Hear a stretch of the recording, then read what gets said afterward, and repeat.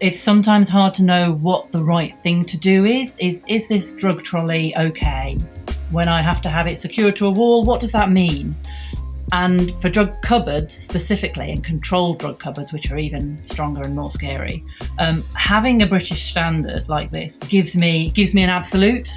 So I don't need to ask any questions. I don't need to know what good looks like. I don't need to work out what good looks like or ask my mates at the hospital down the road what they're doing. The British standard gives me an absolute black and white. This is right. This is wrong. If your cupboard is compliant, it's great. Don't worry any further. If your cupboard is not compliant, it's not good enough. Please buy something else. So for me, and pharmacists love a bit of black and white. We love things to be crystal clear. So for me, it just gives that absolute certainty that in this particular sphere, medicines cupboards, I'm doing the right thing. I can be assured we're compliant.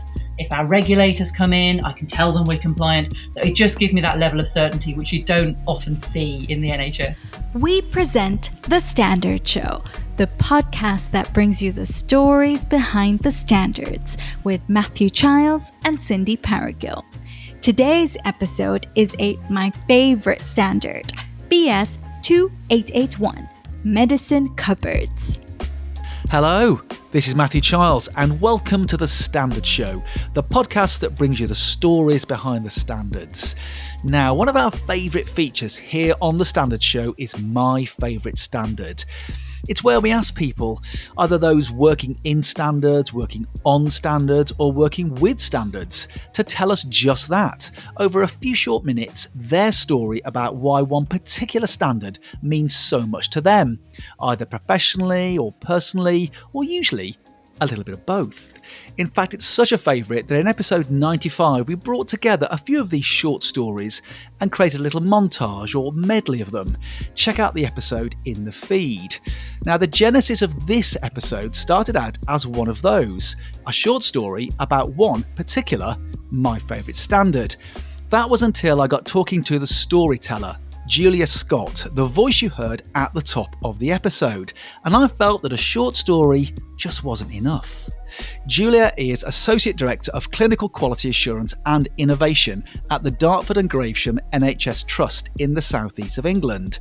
And you heard her describing, with some passion there, why the British standard BS 2881, specification for cupboards for the storage of medicines in healthcare premises, is just so important to her and to hospital pharmacy generally. Now, obviously her love for BS 2881 and the role it plays in her professional life is great enough. But her role at the Trust is a really fascinating one. And so it's because of this fascinating role, her standards journey with BS 2881 and other standards, and her experiences of being a standards user in healthcare, that we thought we should devote a whole episode to Julia and her story. This is Cindy Paragill here, with a quick reminder that here on The Standard Show, we really welcome your feedback. Please rate and review us wherever you get your podcasts, especially if you listen to us on Apple Podcasts or Spotify. Find and follow us on Twitter at Standard Show and on Instagram at The Standard Show. And check out the show notes for all of the ways to get in touch. So, Julia Scott is Associate Director of Clinical Quality Assurance and Innovation at the Dartford and Gravesham NHS Trust. In our conversation, we'll hear her describe more about the Trust and her unique role in it. She also talks about how standards work alongside and with regulations and professional guidance to provide that all-important medicine governance and management. But the conversation goes elsewhere too. Julia describes the dramatic impact of COVID on everyone at the hospital and the unbridled joy they experienced on receiving the first batch of vaccines. She also talks about layers of Swiss cheese, blowtorches and sledgehammers. Don't worry, it all makes sense. But the conversation is mainly about the relationship she has had and continues to have with the British standard BS 2881, specification for cupboards for the storage of medicines in healthcare premises. So of course, we started with that. So Julia, the standard BS 2881. Now this is the specification for cupboards for the storage of medicines in healthcare premises. So tell me, why is BS 2881 so important to you? I should probably start by saying it's probably the only British standard that I can name by number that I can reference that trips off the tongue. And I like to think an awful lot of other hospital pharmacists can probably run that number off very easily as well. So the reason it's important in hospital pharmacy specifically, and that's my professional background, that's the sector I've always worked in, of pharmacy. A key part of what senior pharmacists might do in hospital is called medicines management. That's some of the governance we do around medicine security and safety. And one of our responsibilities is to make sure medicines are stored safely so that they can't be stolen or used incorrectly. They're a valuable asset. They cost a lot of money, so we've got to look after them. And so medicines management, which is not a term we use so much anymore, but part of that is around locking drugs away in cupboards and in trolleys and keeping them safe. And it's sometimes hard to know what the right thing to do is. Is this drug trolley okay? When I have to have it secured to a wall, what does that mean? And for drug cupboards specifically, and controlled drug cupboards, which are even stronger and more scary, having a British standard like this gives me an absolute. So I don't need to ask any questions. I don't need to know what good looks like. I don't need to work out what good looks like or ask my mates at the hospital down the road what they're doing. The British standard gives me an absolute black and white. This is right. This is wrong. If your cupboard is compliant, it's great. Don't worry any further. If your cupboard is not compliant, it's not good enough. Please buy something else. So for me, and pharmacists love a bit of black and white. We love things to be crystal clear. So for me, it just gives that absolute certainty that in this particular sphere, medicines cupboards, I'm doing the right thing. I can be assured we're compliant. If our regulators come in, I can tell them we're compliant. So it just gives me that level of certainty, which you don't often see in the NHS. Now, I want to come back to when you sort of first discovered this, your sort of standard journey with BS2881. But tell us about the cupboards. I'm really keen to know. Describe them to me. What do they look like, and how many are there in the hospital? So they look like a quite nice cupboard. So they shouldn't really look too much different to your average kitchen cupboard, not particularly shiny, not wood veneers and so on. But they look like a straightforward cupboard, but reasonably, if you look at them from a distance, I imagine you go, hey, that's a high quality cupboard. That looks like it's been well made. But beyond that, it's a cupboard with a key lock. And in your average ward or treatment room, you might walk into that treatment room and have a bank of 4 or 5 cupboards at eye level, and then there's often a countertop, a workspace where you might be doing medicines preparation, and then beneath that counter you might have a series of other cupboards down there. Sometimes you've got a few drawers with some medicines in, and often you've got a drugs fridge. So you've got a bank of cupboards, and the nurse in charge of the ward will have a bundle of keys in his or her pockets, and an individual key for each one of those cupboards. And then there's professional guidance around having separate cupboards for what we call internal medicines, tablets and things like that, external medicines, creams and so on. And then you might separate out your inhalers in one place, your injections in another place. So some of that is just about managing your stock, being able to find the right thing easily, keeping things tidy. So that bank of cupboards isn't just chaos. It isn't just a complete A to Z. It will be broken down depending on the needs of the ward and the staff working there. So in terms of numbers then, you'll have at least one of these in every ward in the hospital? Oh, several per ward cupboards wise. So you might have one controlled drugs cupboard. So that's a very specific cupboard with very specific requirements for drugs that are controlled in law. Things like morphine. Morphine's your classic controlled drug. So those cupboards tend to have 2 separate locks and 2 separate keys. They're much, much stronger, much harder to break into. And then in terms of controlled drugs, there's lots of regulations about keeping a register, writing down every time you supply some to a patient, having a second person witness that supply and 2 signatures. So there's a lot of rules around that. And that controlled drugs cupboard, you tend to have one. Some of them have a little light at the top, which comes on when it's open, so that there's a visual signal that the cupboard is open, or probably more accurately, a visual signal that it is not locked, to kind of put that opposite spin on it. So one of those, but then other drug cupboards, probably half a dozen or so for an average ward, depending on the size of it. And then maybe in an intensive care unit where they've got a much heavier drug usage, they might have more of those.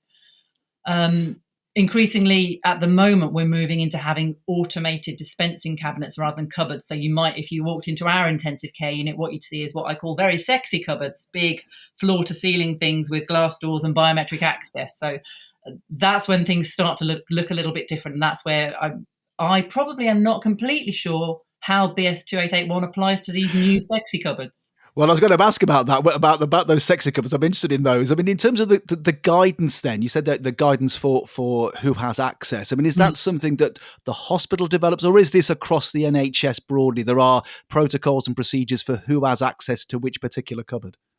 So there is guidance. There's not much in the way of legislation around things like who is allowed to have access, but there is good professional guidance. So the piece of guidance that we used to follow came out of something called the Duthie Report, which was a big report into the safe and secure handling of medicines in hospitals. So we'll talk about Duthie compliance, we'll talk about Duthie standards and Duthie checks. That's all about medicine security. A few years ago now, that Duthie report was replaced by some joint guidance between my professional body, the Royal Pharmaceutical Society, and the Nursing and Midwifery Council. I may have to correct myself on that. It might be the RCN, the Royal College of Nursing. Can't remember without checking. Clarifications Corner. I'll just jump in here quickly for you, Julia. It was the RCN, the Royal College of Nursing. Some joint professional guidance was issued that was agreed by both that pharmacy and nursing body, describing what good looks like in terms of safe and secure handling of medicines, who can have access, things like keeping the keys with a registered nurse at all times, keeping the controlled drug key separate. So there's a lot of good guidance around that.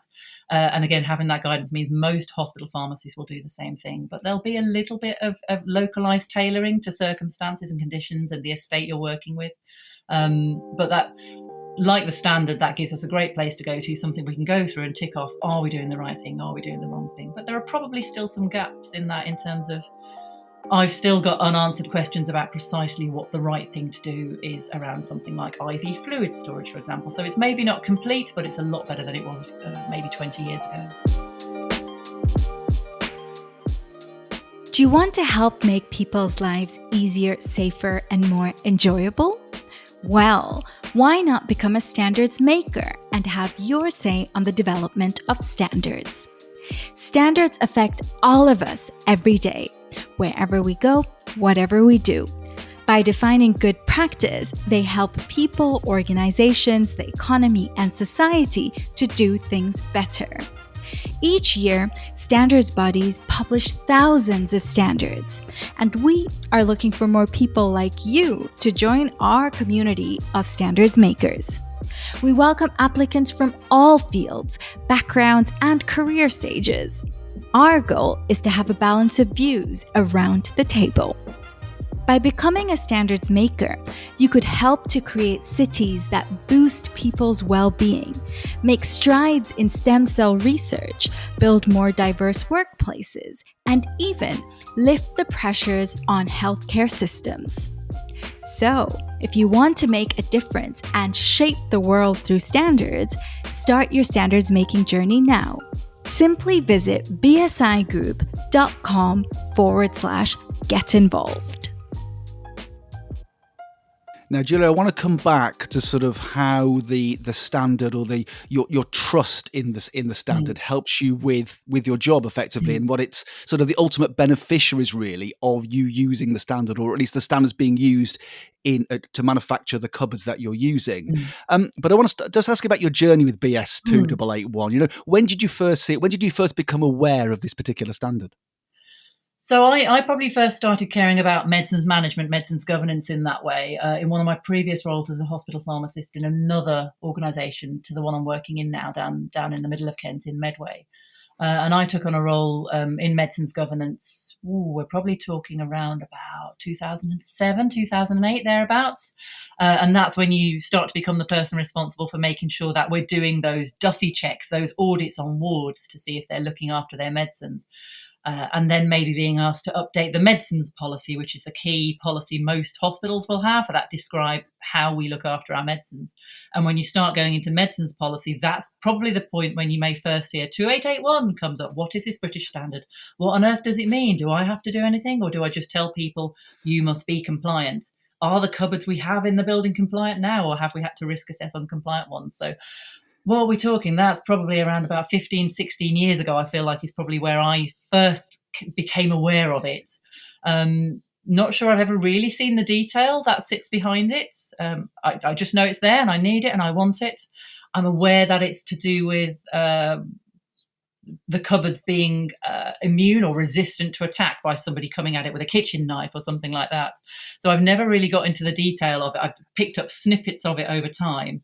But yeah, my relationship with 2881 goes back quite some way. Like to say, it's been part of your professional journey. It's been there in the background, doing its thing in the background. Always doing its thing, old faithful, completely reliable, never changing. Now, you talk there about your background as a pharmacist, and you're obviously now in medicine management. Now, you're currently an associate director of clinical quality assurance and innovation. So I've got to ask, on a day-to-day basis, what does that involve?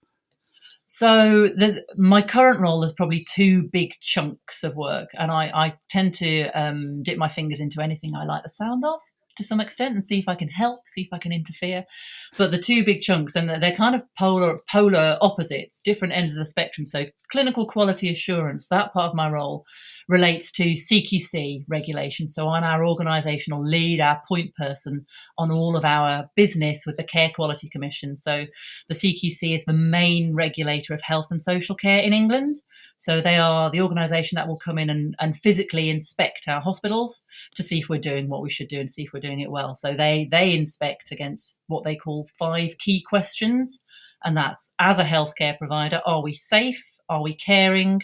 Are we effective? Are we responsive? And are we well led? Those are their 5 key questions. They will come in and inspect. They'll look at policies and procedures. They'll talk to staff. They'll talk to patients.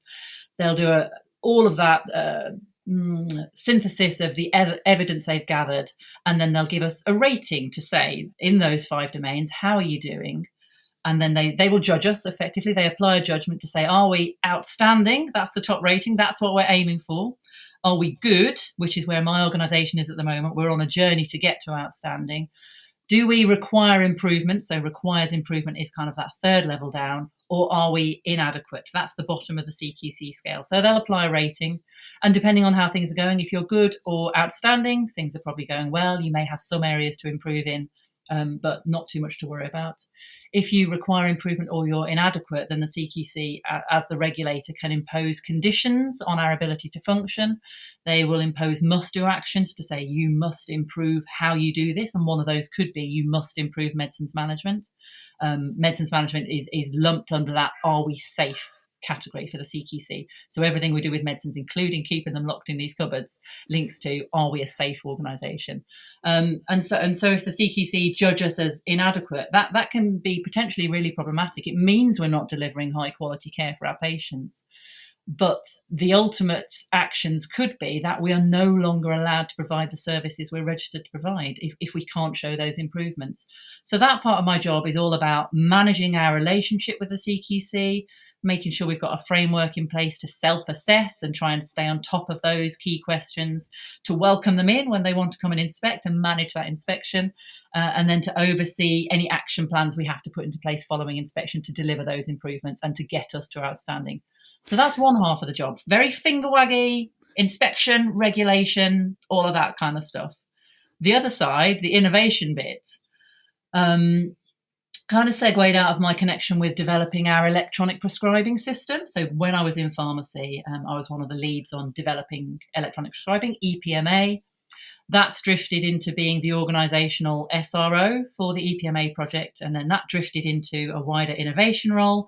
And now I'm the SRO for our whole electronic patient record project. So that's, again, in a nutshell, is trying to get rid of all the paper we use for making patients' notes and make it digital. So that the bulk of my innovation role at the moment is linked to digital transformation, that kind of stuff. Although it could expand out into the fuller scope of innovation, research, cool artificial intelligence things, using AI in radiology to detect lung cancer, research studies, anything that you might put under the innovation umbrella in healthcare. In theory, I'm going to develop this role into someone who leads on that whole innovation portfolio. But for the time being, it's mainly digital transformation, getting us off paper. Jeremy Hunt promised the NHS would be paper-free by 2018. We're not quite there, but getting us off paper so that we've got digital records. You can't lose them. Great access to data once it's digital. Great an ability to do clinical informatics, which we can't do very effectively from paper. Audits, improving outcomes, research, all of that kind of stuff. So it's safer. Digitally driven care is safer, but it also gives us the power of really good data sitting behind that. So very exciting, loads to do. It sounds like a fascinating role. If I could, a broad simplification here. You in charge of making sure people don't break into medicine cupboards and digital transformation of healthcare. That's a hell of a portfolio, isn't it? It really is. And then, as I say, I dip my toe into all sorts of other bits and pieces. So I work with our continuous quality improvement team. And ideally, that is pulling in things like if the CQC say you must improve medicines management, then I'll help us to connect with the CQI team and say, well, how can we use improvement methodology? How can we use PDSA cycles to try and improve this element of medicines management? So I kind of act as a connector between that compliance regime to try and drag it out of the finger waggy, stick waving compliance element into more of a learning and improvement frame of mind. And I continue to dip my toe into anything relating to medicine safety particularly. I've got a passion for safety science, human factors and ergonomics. So I'll still prick my ears up at any mention of a serious medication error and see how I can help and stick my nose in. I do a little bit of work around tobacco dependency treatment, so trying to get people off the old cigarettes.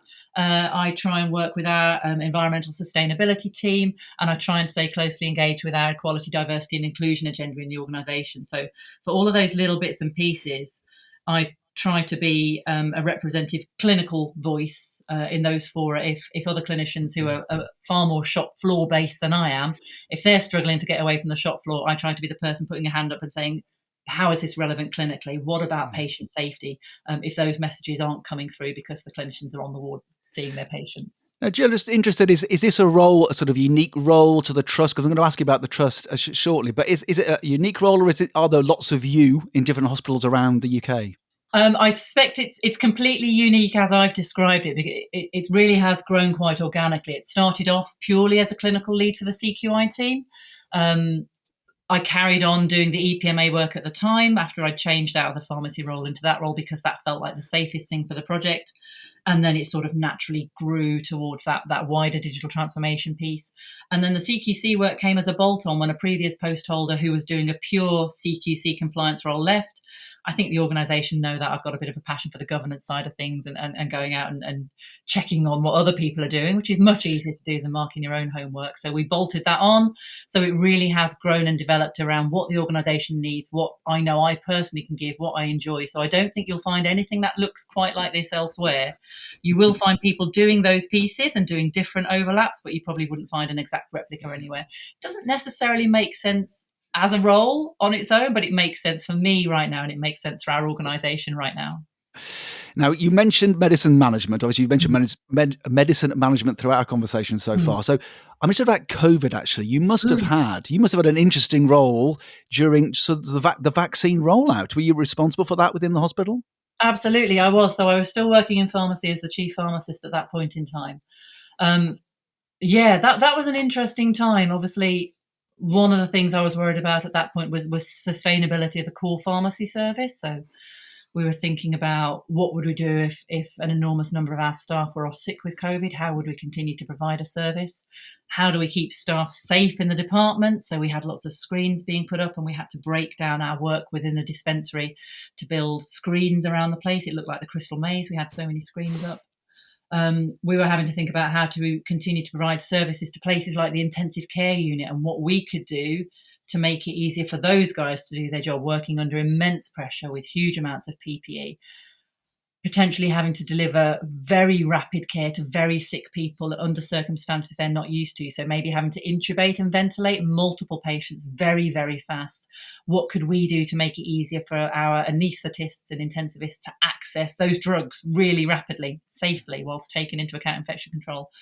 So there were a lot of challenges for the pharmacy service generally during COVID. But yeah, the vaccination stuff absolutely came in pharmacy's direction. Why wouldn't it? One of the really big challenges was the storage. So the first COVID vaccine that came out, the Pfizer-BioNTech vaccine, was this one that was stored at ultra low temperatures. Yes, this was the fridge conversation, wasn't it? Yeah. We all had. It was all about what was it, minus 28 or something? I think I recall. Most hospital pharmacies will have a freezer, a normal freezer, same kind of temperatures as a domestic freezer, kind of that minus 15 zone, keeps water frozen. This thing had to be stored at ultra low temperatures. So we were down into the kind of minus 75 territory. Wow. And I think some hospital pharmacies might have come across that kind of stuff if they were doing clinical trials, but for most of us, that was new. So we had to have a delivery of this enormous ultra low temperature freezer. We had to develop processes. We had to teach each other how we would get this vaccine safely in and out without harming ourselves. Great. We had to get a delivery of these big ultra low handling gauntlets and face masks and a big pinny. So that was all kind of exciting, very new. And it all came delivered on dry ice as well. So we had to learn about handling dry ice and again, how not to harm ourselves with that, not becoming asphyxiated by handling too much CO2 in a confined space. So that was very exciting, very challenging. And then we had to set up a vaccination centre. So I became the clinical lead for our vaccination programme, but worked really closely with one of our director of planning, transformation and strategy, who was the planning expert, the arranging expert. One of a nurse colleague who I've worked with for years, who was our simulation and human factors lead, came in to help us set up process flows that worked sensibly from an HFE point of view. So we very rapidly kicked our poor finance team out of their office, turned it into a vaccination centre, got the fridges set up. And then I still remember vividly, for some reason, our vaccination programme, I believe it started on the 27th of December. So we got through Christmas and Boxing Day. And then on the 27th of December, we had this first delivery of the vaccine in its big polystyrene container on dry ice, delivered into the freezer. And I think I came in at 6:00 in the morning because we were getting ready to start doing our very first staff vaccinations at 7:30, and we needed to brief our team. So, and you may remember there was lots of talk about just how fragile this vaccine was, and we'd had all sorts of briefings around how gentle you needed to be with it, and you couldn't handle it in any kind of rough way. And when you were drawing it up, you had to draw it up really carefully and not have any air bubbles in it. And we were so terrified of damaging this vaccine to the extent that it wasn't going to work. We were walking around on tenterhooks all the time, wrapping it in cotton wool. So I did the job of taking this box of vaccine, this little square pizza box, from that big pharmacy freezer and putting it into the fridge to defrost it so it got to a usable temperature, and then putting it onto this trolley and trundling it the full length of the hospital building. So the pharmacy is over at the west end of the building and our vaccination centre was at the far east end of our building. 6:00 in the morning, trundling it all the way down the corridor as slow as possible and skipping a heartbeat every time it went over a lump in the floor. So, oh God, have I handled it too roughly? All the way down to the other end of the building, and then rolling it in, practically down a red carpet into the vaccination centre and loading it into that fridge in the vaccination centre, ready to start that first round of vaccinations. If you speak to my colleague Cynthia in comms, I think she's got the photos of me merrily wheeling that first batch of vaccination into that centre. I can hear the emotion in your voice, actually, because I remember it was a very strange time, wasn't it? If you remember the first lockdown, even the second lockdown, we're thinking, how long is this carrying on for before the vaccine had been developed? Just wonder, as you're a clinical practitioner, you've been involved with this a long time. We had this new vaccine, global pandemic. What was the emotional feeling thinking, wow, this has come to solve the problem? How did that feel when you're taking it into the hospital? What was the emotional feeling? Exactly as I think you're kind of implying there. It was the light at the end of the tunnel, the vaccine. It was what was going to get us out of the situation we were in. People were desperate for it. So a lot of our consultants were obviously staying well on top of the research, knowing what was going on, knowing how a pandemic like this could go without a vaccine, knowing that they were not able to deliver the care to patients that we needed to, knowing that in some cases we couldn't save people.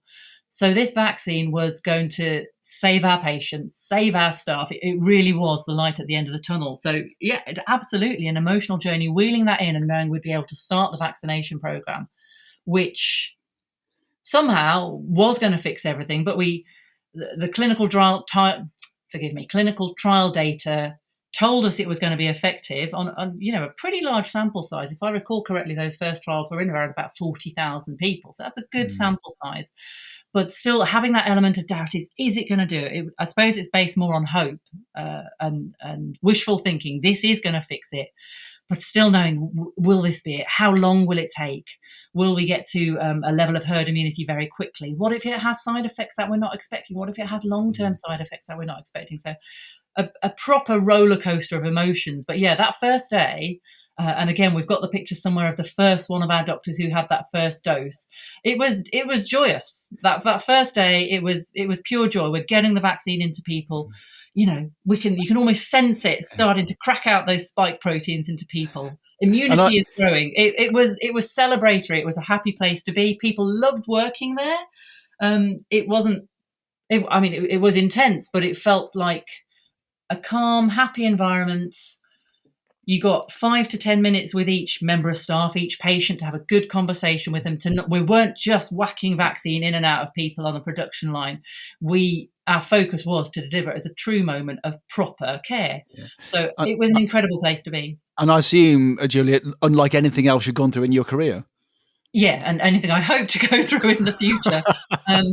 It was a great time in many ways, but never again, please. So, Julie, you are based at Dartford Valley Hospital in Dartford in Kent, which is in southeast England, and that's part of the Dartford and Gravesham NHS Trust. Now, we have listeners all over the world, so just give us a bit of context here. Tell us about Dartford Valley Hospital. Our trust is what's called an acute trust. So it's a classic hospital. It's what you imagine when you see a hospital on the telly. The English NHS will have the other types are called specialist trusts. So that's things like specialist cancer hospitals where they only do cancer services. We have mental health trusts delivering inpatient and outpatient care to patients with mental health needs. And we have community trusts doing community health services. So an acute trust is like a classic hospital, and that's what Dartford Valley is. Which is the main hospital building in our organisation. We're a small hospital for the most part. We've got around about 500 beds. That can vary on sometimes a day-to-day basis, but it varies seasonally, especially when winter comes along and we have increased patient needs. But around about 500 beds, that's relatively small for England. And we deliver those classic hospital services, again, the kind of things you might expect to see on a TV sitcom about hospital. We have an emergency department, or what we used to call an A&E. We have general medicine doing specialties like diabetes and cardiology. We have surgery, obviously. So we have operating theatres where we do both planned surgery, your knee replacements, your hip replacements, and emergency surgery, say for people who've been involved in accidents. We have a maternity service and other women's services like gynecology. And we do paediatrics, children and young people services, including a neonatal ward. So that's kind of our core business. Some of it's inpatient, some of it's outpatient. And then, as with any similar hospital, you've got those frontline, those wards, those departments, those outpatient clinics. All of that frontline work is supported by things like a pharmacy department, a pathology lab, an imaging department doing your X-rays and your CTs and your MRIs, and all of the other support functions like the clinical coding team and the medical records team, our estates and facilities team, our cleaners, our porters, all of those functions that maybe people don't think about all the time operating in the background. So that our organisation looks much the same as any district and general hospital that you might walk into in England today. So I want to come back then to the standard, Julia, BS2 881, all about these medicine cupboards. I just wonder, thinking about this at a sort of worst case scenario here, who are the ultimate beneficiaries of having a cupboard manufactured to this standard? Who's it helping here? So the main beneficiary is probably the organisation. In terms of a corporate risk, we're probably the main beneficiary, because the main problem would be if the regulator came in and said, your cupboards are not up to scratch, you are not keeping medicine safely, and therefore we're going to take some form of action. So realistically, it's probably, the chief executive as the person responsible for the overall running of the building. They're probably the ultimate beneficiary, because it's a rules thing, isn't it? It's making sure we meet regulatory standards and there's no means by which we can be criticised. Operationally, in the real world, the reason we want the medicines cupboards to be secure, and the reason we like to have that standard, is because that reduces the risk of error or drug diversion or those kind of clinical safety problems. So the true beneficiary should be our patients, because keeping medicine safe means we're keeping patients safe, and to some extent staff. So as professionally registered people, if I know that as a registered nurse, the medicines on my ward are secure, if something goes wrong, that doesn't put my professional registration at risk, because we did all of the right things. So realistically, I think it's a corporate benefit, but on the ground, it has benefits for patients, it has benefits for staff. It's a standard that meets everybody's needs. So obviously, I can see from a corporate level, and obviously from a professional practitioner's level, and a patient safety level, the standard here is providing sort of trust and confidence at all those levels that you're doing the right thing, but also meeting the needs of regulation and the law. I just wonder, how, in terms of, what about if somebody came at it with a sledgehammer or anything, or even worse, to try and really get in? How confident are you that it will actually resist those attacks? So that's interesting. Something I didn't realise until fairly recently was that the standard actually contains different levels of security. And those are they're probably based on the environmental security. Where are you putting that cupboard? So for most hospital buildings, wards are manned 24/7. The security is pretty high anyway. If somebody's walking down the ward with a sledgehammer, action's being taken fairly quickly before they get to that drug cupboard. So in my environment where we use this standard, the likelihood of attack on a drugs cupboard is really pretty low. I think where the standard could potentially come into its own is where you've got drugs cupboards in an environment that's inherently less secure. So a community clinic that isn't manned 24/7, maybe in an area with a high level of crime or where there might be drug-seeking behaviour.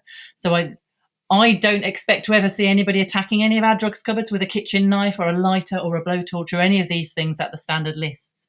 But in a different setting, in a different healthcare setting where the medicines management needs are higher, where the security needs are higher, that's where you might really want that confidence that somebody won't be able to open your cupboard by attacking it with a blowtorch for at least 10 minutes, and then hopefully somebody else has taken some other action and called 999 and called the police. But as you said earlier, I suppose it's the combination of understanding what the trust that comes from knowing the cupboard has been manufactured to a specification that could resist a screwdriver or a sledgehammer or a blowtorch. But also you lay on top of that those behavioural guidance, professional practice, to make sure that only the right people have the right keys at the right time to get access to the medicine. Absolutely. So for something this important, you never want to rely on just one safety feature, do you? You want layers of safety. You want redundancy built into your system. So ideally, even if I were to leave the drug cupboard completely unlocked, it should be behind another closed door which has a digilock on it. And then even if I leave that door unlocked, you probably need a swipe card to get into the ward, and then you should have probably passed a security presence before you got into the hospital. So this standard is one of several layers for anybody who's into the safety science side of things. The old James Reason's Swiss cheese model, which describes how errors happen with one thing getting through a hole in the Swiss cheese at a time. Medicine security is no different. We're building in multiple layers of cheese so that where there's one hole in one safety mechanism, the next layer of cheese tries to block up that hole and prevent an error getting through, or in this case, prevent somebody with a blowtorch apparently getting all the way through to the wall. So you've talked there, Julia, about BS 2881, about its importance for you, why it's my favourite standard. And I assume there are lots of people like you around the UK who are maybe thinking about the standard in exactly the same way. Absolutely. So anybody else who is currently a hospital chief pharmacist or has been in that kind of role, or anybody similar to that role working in medicines governance, I expect all of them to be able to reel off 2881. It may come with a groan. It may come with, it might be their favourite standard as well.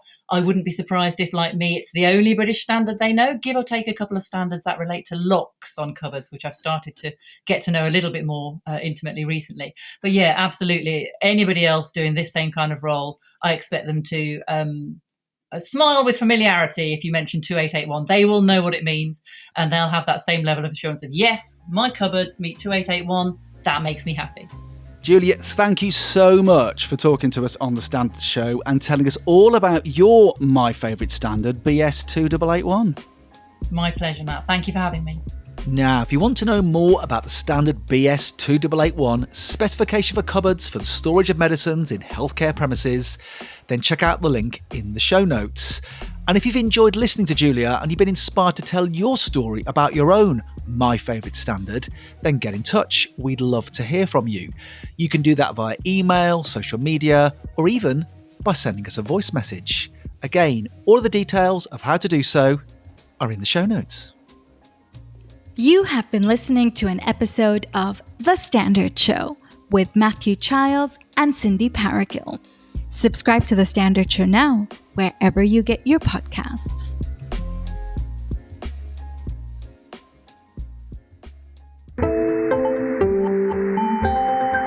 You just heard a Stripped Media production.